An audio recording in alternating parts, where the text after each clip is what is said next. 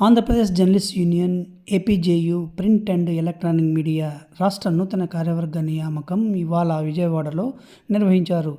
ఈ కార్యక్రమంలో senior legal advisor why. Nagabhushana Rao నేతృత్వంలో రాష్ట్ర కార్యవర్గ సమావేశం నిర్వహించారు. ఈ సమావేశంలో నూతన కార్యవర్గాన్ని ఏకగ్రీవంగా ఎన్నుకున్నారు.